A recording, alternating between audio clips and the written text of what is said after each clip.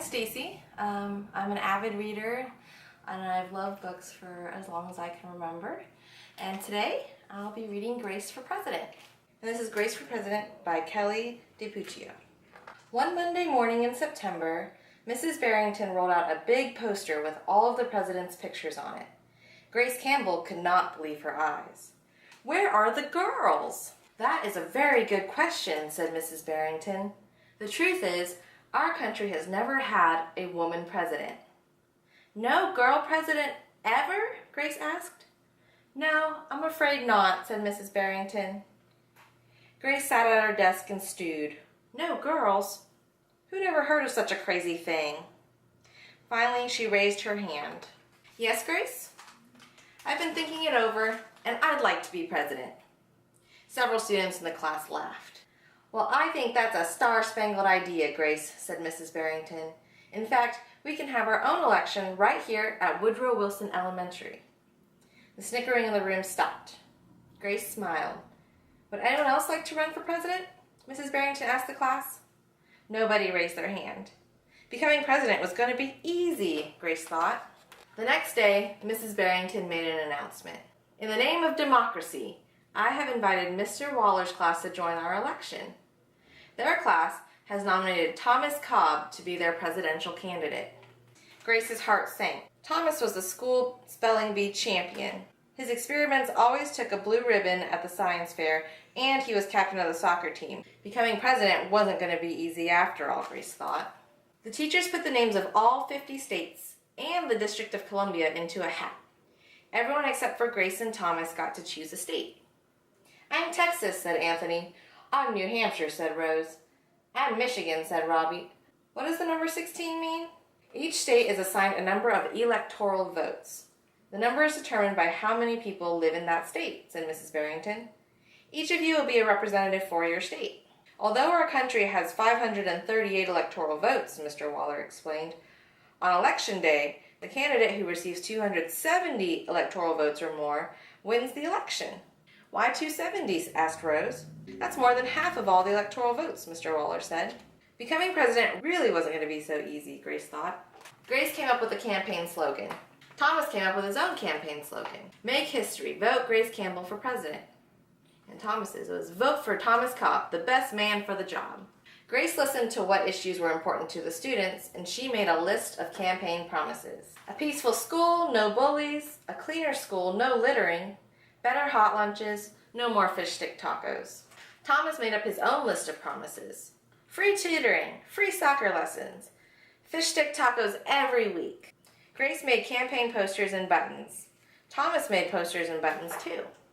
Each week, the teachers set aside time for the candidates to meet with their constituents. Polls were taken. Voters were making their choices. Grace for the girl for the job. Thomas is the man.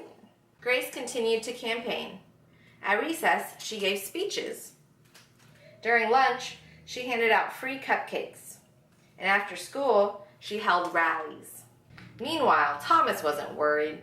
He had cleverly calculated that the boys held slightly more electoral votes than the girls. At recess, Thomas studied his spelling words.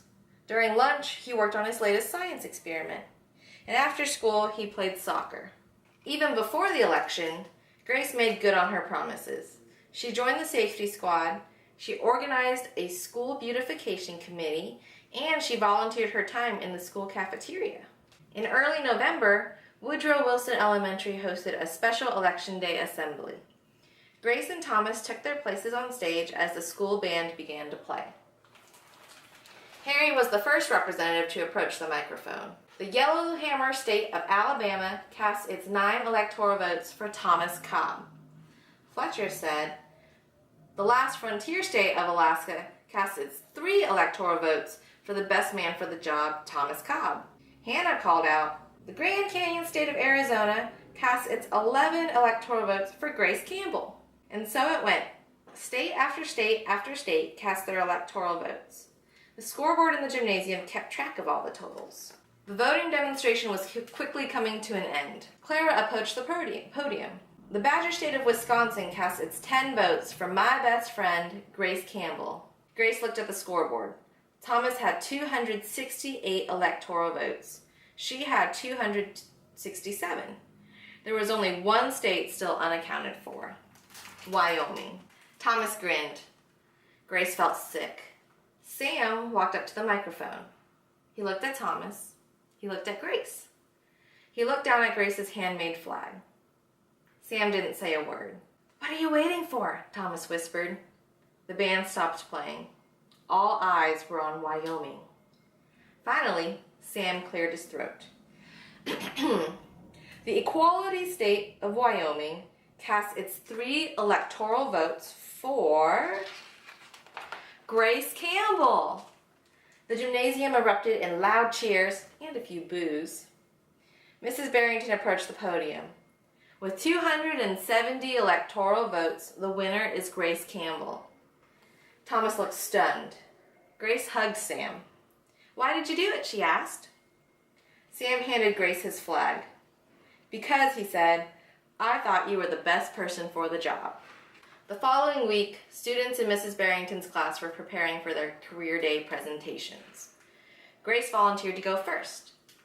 She stood at the front of the room and glanced at the poster still hanging on the wall.